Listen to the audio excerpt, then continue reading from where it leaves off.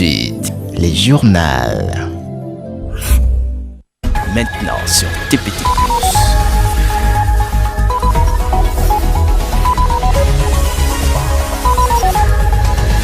Place journal.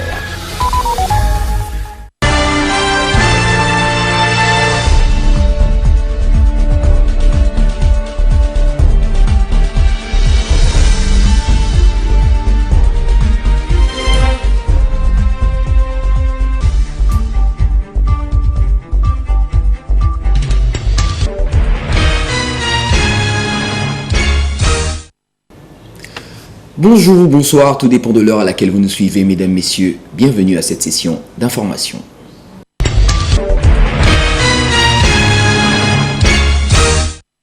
Le quartier Vungu s'est levé la matinée de 24 septembre 2021 sous le théâtre d'un malheureux événement. Un des agents de EDC ex-SNE dégringole emporté par un poteau électrique bien usé alors qu'il grimpait, semble-t-il, pour rétablir l'électricité. Il a perdu connaissance sur place. Pour le reste, un observateur averti nous a apporté des images, quoique amateur, mais montre bien les faits. Aux âmes sensibles, s'abstenir. C'est un commentaire signé Chivungu.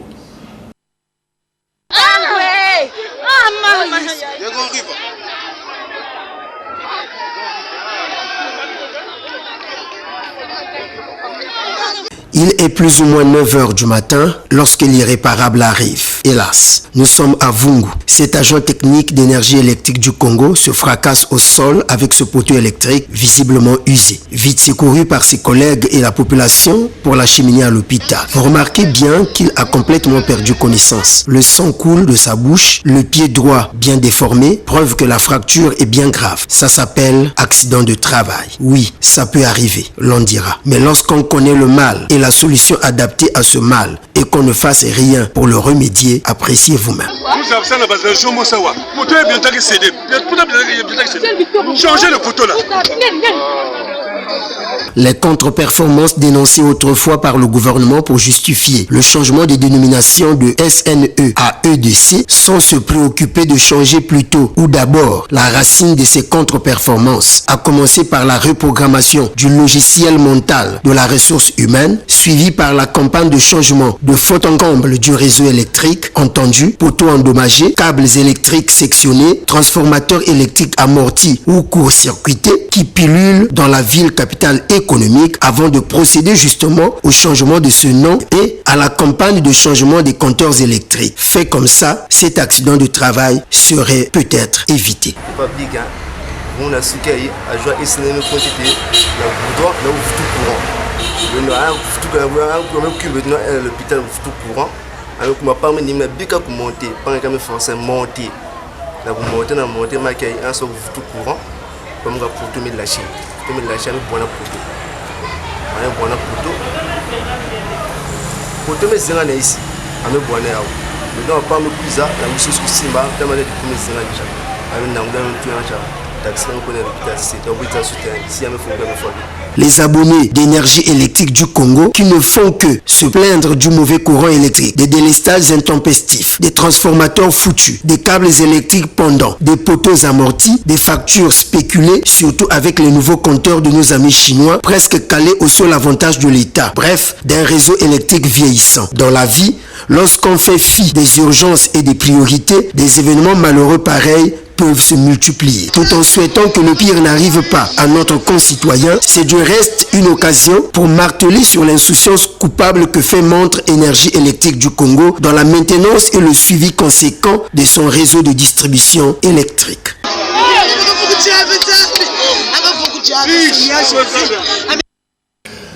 Vous vous souviendrez que dans les jours passés, notre rédaction vous informait déjà de ce danger permanent des poteaux électriques endommagés à travers la ville, capitale économique, mais sans aucune attention de EDC, de feinte SNE. C'était à partir d'un poteau électrique endommagé au quartier Ngombusi dans le 5e arrondissement Mongopuku. Loin d'être un prophète de malheur, Chief Chivungu n'avait fait que son devoir, celui de vous informer. Suivant ce reportage. Ce poteau électrique endommagé a montré bien longtemps son état d'amortissement qui n'a fait que s'aggraver au fil des temps, jusqu'à ce que l'irréparable arrive le lundi 26 juillet 2021. Nous sommes au quartier Ngwamboussi, dans les parages du 5e pylône vers Espace Emmanuel. On veut au moins que les agents arrivent pour nous aider. Parce que le poteau est tombé depuis lundi, ça fait au moins déjà 4 à 5 jours. Donc on a vraiment besoin d'aide pour qu'on puisse voir ce cas-là, vraiment de ce poteau-là. Et dire que des incidents malheureux de cette envergure sont récurrents et dans ce quartier et dans bien de quartiers de la capitale économique. De quoi se poser la question de savoir si dans le management opérationnel d'énergie électrique du Congo, il y a un service consacré au suivi, contrôle et maintenance des équipements.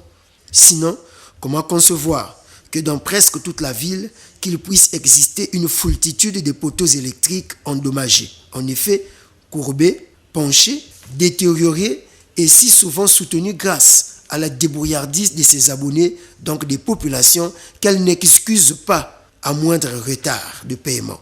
C'est la coupure au poteau et les pénalités sont codifiées dans la machine de la caisse. Comme quoi, les abonnés n'ont que des devoirs, pas de droits, et se plaindre auprès de qui, hélas. Il n'y a pas de droit, parce que déjà s'il y avait des droits, un poteau tombé comme ça là, on allait voir déjà des agents venir vite pour venir mettre la sécurité. Mais là on trouve un poteau tombé, c'est de l'insécurité. Mais oui, les factures c'est tout le temps, ça c'est l'obligation. Même quand ils arrivent, quand on dit que le courant ça peut faire un jour, on se plaît, mais eux ils disent que c'est pas leur travail et ils viennent juste pour déposer les factures. Donc on fera encore comment? On va se plaindre chez qui? Chers responsables de la EDC, nous sommes à 9 jours déjà depuis que cet incident est arrivé. Encore que le courant passe toujours, mais c'est tout à la fois tout le malheur des populations. Surtout pour les enfants qui ne réalisent pas qu'ils s'amusent là au prix de leur vie. Déjà que le retard est trop et peut favoriser les voleurs des câbles électriques à opérer. Par rapport aux enfants, par rapport à la population, c'est quand même un danger, on ne sait jamais. Les voleurs aussi peuvent passer là, couper le câble. Et puis, il n'y aura plus jamais de courant là. Le courant passe quand même, c'est pas coupé. Donc, c'est vraiment un danger, un danger grave. Mais qui avait pensé qu'il fallait changer simplement le nom de cette société pour élaguer ses contre-performances, alors que c'était bien les mentalités des travailleurs qu'il fallait changer à l'effet de dynamiser la compétence et la culture d'entreprise en chacun d'eux. Il n'est pas trop tard. Ce n'est pas tout. Notre reporter Chief Chivungo a encore tiré la sonnette d'alarme en voix des sans-voix pour informer l'opinion publique en général et EDC en particulier du danger d'électrocution que courent les populations du quartier Makayabou, justement faute de poteaux amortis et des câbles électriques pendant sous la tête des citoyens, surtout en cette saison pluvieuse. Là aussi, aucune solution jusqu'ici. Revivons encore cet autre reportage alerte. Nous sommes le 1er juin 2021, mais il y a une semaine déjà, lorsque nous fréquentions ce quartier Makayabou, nous constations ceci. Ce câble électrique sectionné et pendant, sans que ces innocents habitués à s'amuser partout ne se rendent compte du danger d'électrocution qu'ils encourent. Hélas, la SNE2 feinte se préoccupe encore certainement du dépôt des factures ou plutôt des coupures au poteau des abonnés insolvables, à raison d'ailleurs puisqu'il faut renflouer les caisses. Ce qui gêne et dérange les populations, c'est simplement le manque de diligence dans la réparation des anomalies constatées lorsqu'on sait que les pénalités sont automatiques. Non sans évoquer les délestages intempestifs dont l'obscurité accentue les actes de vandalisme. Car, disent ces populations de Makayabou, c'est souvent dans l'intermédiaire de ces délestages que les voleurs des câbles électriques opèrent. C'est des malfrats qui sont passés une nuit pendant qu'il n'y avait pas la lumière dans la zone, puisqu'il y a des coupures intempestives de temps en temps. Ils sont passés, ils ont coupé et puis ils sont partis. Ça représente un danger permanent pour tout le monde, même pour vous. Les gens de la SNE n'arrument Paris. Ils n'arrivent pas à venir arranger. En tout cas, on est émouvant. C'est un câble qui porte les gens en danger public. Il y a eu vol de câbles il y a cela quelques jours. Et si vous avez constaté que c'est dû aux coupures d'électricité, surtout dans notre zone, nous avons ici deux zones. La zone du bas, il y a l'électricité de temps en temps, mais dans notre zone, il y a des coupures bêtement. Aux environs de 18h, et ça se rétablit peut-être tardivement. 3h, 4h. Et voilà pourquoi nous subissons ce genre de coups. Il y a eu vol parce que le câble était juste de l'autre personne en face, mais tout d'un coup, bon, au lendemain, on se réveille, dès qu'on se réveille, on voit là, le câble on a coupé, mais nous ne sommes pas sûrs que ce sont les jeunes du quartier. Ça ne peut qu'être les agents de la SNE qui peuvent faire cela parce que ces derniers temps, nous avons constaté qu'il y a eu perturbation d'électricité dans le quartier, à partir de 20h jusqu'au moins à minuit. Mais c'est à partir de ces jours-là que nous avons constaté qu'il y a eu un câble de haute tension qu'on a coupé et tout. Ce n'est pas tout. Dans le même quartier, les populations abonnées de la SNE nous ont fait voir d'autres anomalies tout aussi graves. Des poteaux électriques complètement amortis qui ne tiennent plus qu'à travers ces cordes placées, certainement par des citoyens de bonne foi. En cas d'involonté dans nos cas, les gens boivent, baba ne fait que ça can. Bah camino que l'outawa, moutlen pour faire na façon yai. Mais là ben voter, bah que voter bah. Il m'a que quoi, bah me quoi on voit bah. Quand qui perd ba famille bah ou, bah kencha bah ou, na ba banya bah. Ah wa bah que fils bah putu, bah que quoi na ben quoi face.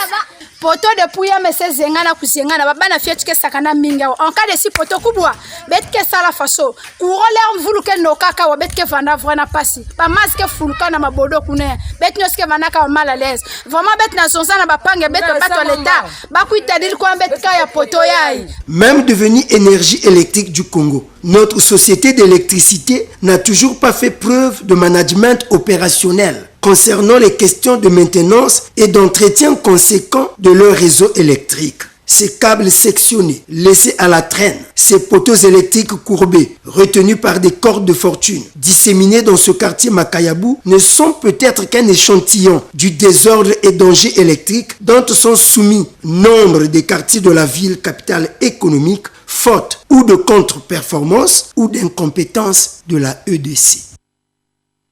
Passons à autre chose à présent. Dans les mesures barrières contre le coronavirus Covid-19, il y a surtout le sens de l'hygiène. Et pourtant, l'hygiène étant la mesure mère de cette lutte devrait préoccuper les autorités compétentes. Hélas, non seulement que les mains ne sont plus lavées, les bavettes déjà utilisées sont aussi jetées ça et là dans toute la ville. Bavettes jetées ça et là, danger ou pas, c'est l'objet de ce reportage, encore une fois, de Chivongo. Décidément plus un pas dans les ruelles et avenues de la ville océane. Sans croiser, sinon piétiner une bavette usée. Ces bavettes justement jetées ça et là et jonchant comme un pavoisement municipal les coins et recoins de nos quartiers ne pouvaient-elles pas nous interpeller lorsqu'on sait que nous les portons pour nous préserver et pour préserver les autres contre le coronavirus Covid-19, un virus qui se transmet même à partir d'un objet utilisé ou touché par un porteur de cette pathologie. La norme sanitaire de l'OMS, Organisation mondiale de la santé, recommande de jeter notre bavette après usage dans une poubelle, s'il nous plaît, dans une poubelle appropriée. Hélas, le manque d'hygiène nous caractérise. On ne comprend pas nos frères qui les font. C'est pas quand même normal. Si le cache-nez devient inutilisable, il y a de quoi jeter dans les bacs à feu, des bacs à ordures appropriés.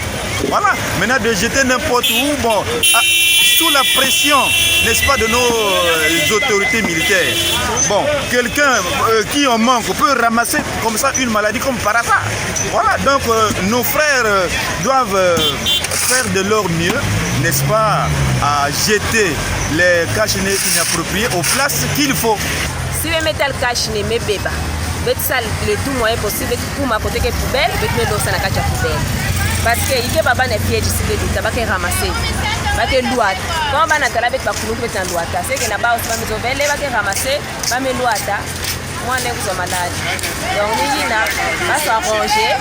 Si cache-nez mais bébé, pas pour ça n'a qu'à si vous me louez pas cache les comme salité, vous les dans la poubelle. Poubelle qu'elle est. Donc, c'est un avec les Congolais tout le monde. Comme avec la verre d'akele, donc c'est l'autre verre d'akele. Car si nous sommes d'accord que la bavette est un puissant moyen de protection contre le coronavirus Covid-19, admettons aussi que cette bavette, bien plus usée, abandonnée à tout bout de champ, surtout à la merci de nos enfants, est un vecteur potentiel de transmission de ce cruel virus. Dans le cas où la bavette a été portée par un porteur de la Covid-19 ou pourquoi pas par un tuberculeux. Compris comme ça, l'on sous-entend, avec risque de nous tromper, que la coordination nationale de gestion de la pandémie de coronavirus Covid-19 via les collectivités locales devrait, n'est-ce pas, définir une politique de gestion environnementale avec un matériel de nettoyage approprié, propre à débarrasser systématiquement la ville, capitale économique, de ces bavettes usées jetées certainement par des citoyens sans culture d'éco-citoyenneté et donc sans foi ni loi. C'est une affaire de l'institution qui est appropriée à ramasser les ordures comme à Verdas. Bon, les pauvres aussi sont en train de travailler, de faire leur boulot, mais certainement qu'ils doivent mettre des bacs à ordures, surtout les places publiques, là où il faudrait qu'on jette les cachinets inappropriés. N'importe comment, avant que ces bavettes usées, potentiel foyer de propagation du coronavirus de type Covid-19, certainement ignoré jusqu'ici par les techniciens en la matière, ne cause des dégâts inestimables en termes de contamination ou simplement en termes de pollution environnementale, que des mesures d'assainissement environnemental soient initiées par les autorités compétentes pour éviter l'irréparable.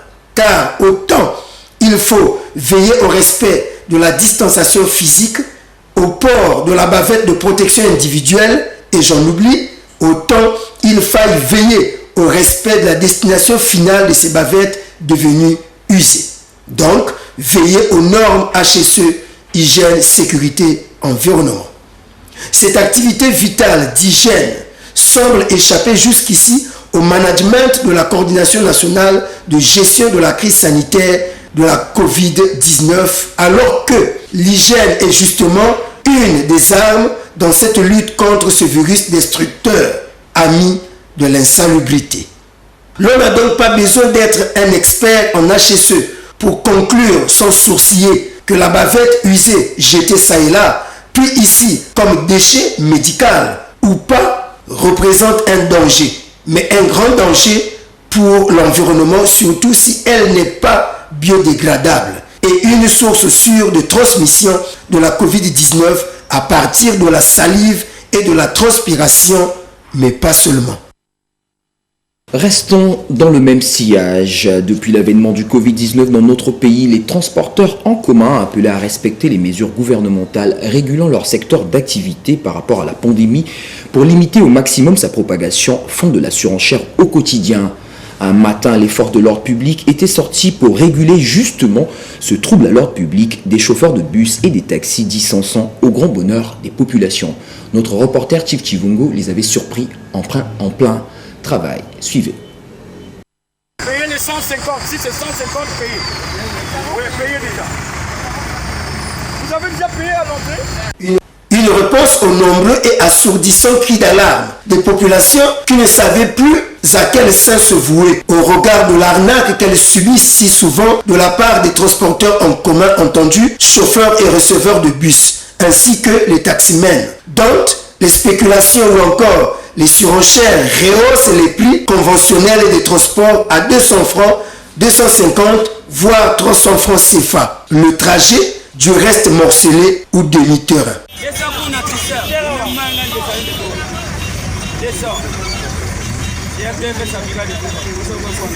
Lorsqu'on sait que le prix conventionnel du trajet, par exemple, Peuillage Port Autonome de Pointe-Noire pour la ligne 3, Patra Base Industrielle pour la ligne 4, est à 150 francs CFA. Hélas, la mesure barrière relative à la limitation du nombre de places dans les transports publics en cette période de pandémie du Covid-19, doublée à la crise financière, n'arrange pas du tout le panier de la ménagère et la poche du salarié congolais, combien bien plus la poche du débrouillard, puisque notre population est faite beaucoup plus des débrouillards. En tout cas, les forces de l'ordre, appelées non seulement à veiller au respect des mesures barrières inhérentes à la limitation des places afin de préserver la population du Covid-19, mais aussi à veiller au respect des normes qui régulent l'activité des transporteurs en commun, le cas échéant à faire respecter le prix de 150 francs CFA, le trajet au grand bonheur des populations. Dans cette régulation policière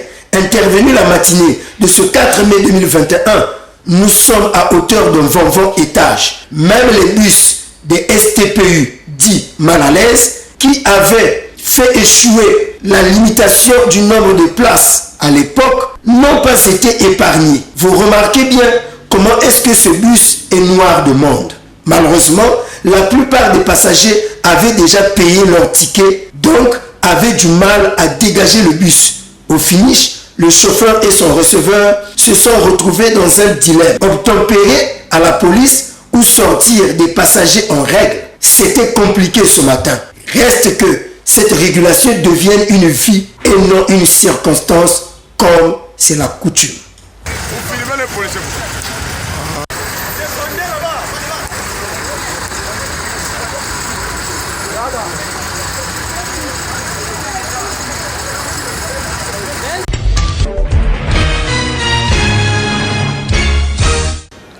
L'actualité au-delà de nos frontières. D'après les autorités tchadiennes, des mercenaires russes présents en Libye ont attaqué le pays en avril, causant ainsi la mort de l'ancien président Idriss Déby Itno.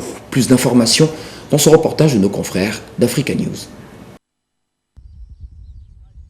N'Djamena, qui abrite plusieurs bases étrangères militaires, dit vouloir se protéger de toute ingérence extérieure. Par ingérence extérieure, le Tchad désigne la société russe Wagner. Selon les autorités militaires tchadiennes, des mercenaires russes présents en Libye ont attaqué ce pays d'Afrique centrale en avril, causant la mort de l'ancien président Idriss Déby Itno.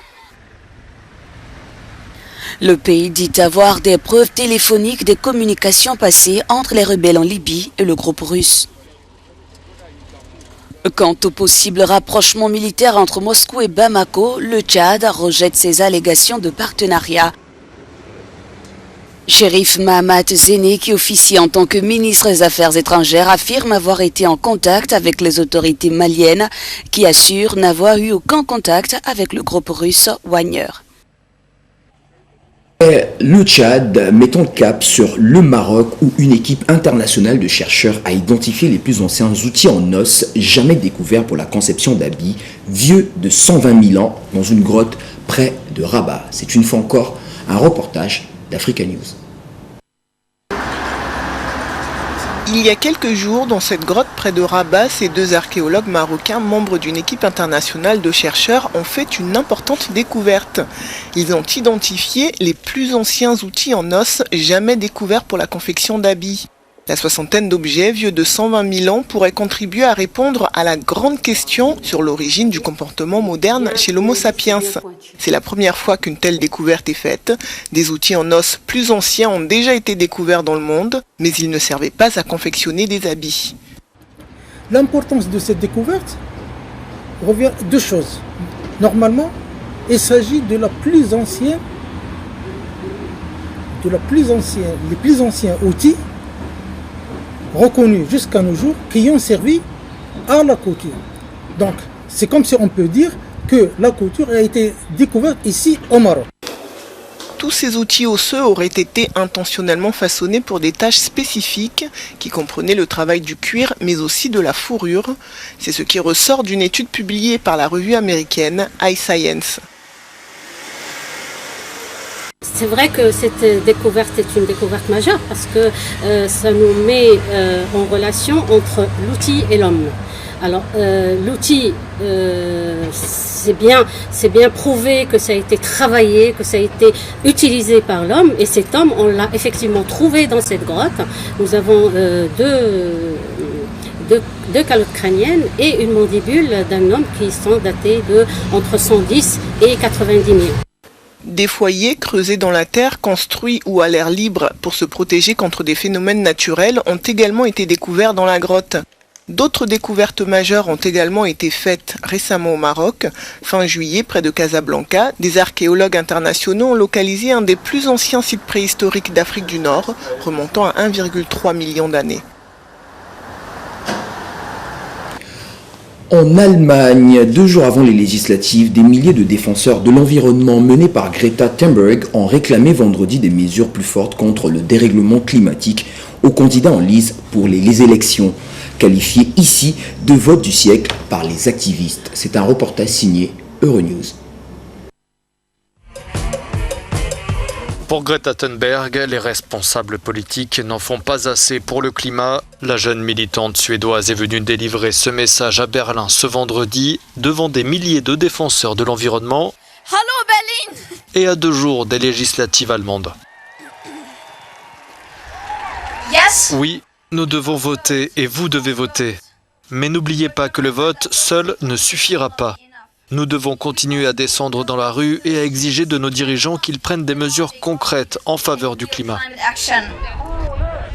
Son message s'adressait aussi bien aux manifestants qu'aux candidats en lice pour remplacer Angela Merkel à la chancellerie ce dimanche.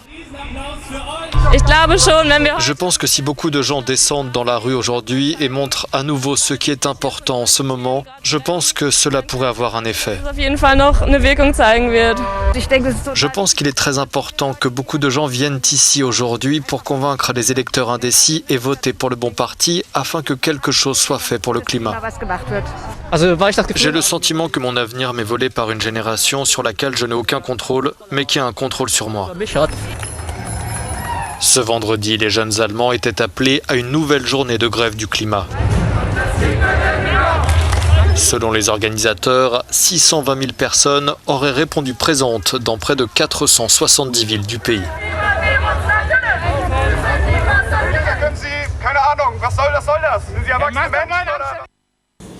Fin de cette session d'information, mesdames, messieurs. Merci à vous de l'avoir suivi. Pour ma part, je vous dis à bientôt. Mais d'ici là, gardez l'esprit positif, car chaque jour est une vie.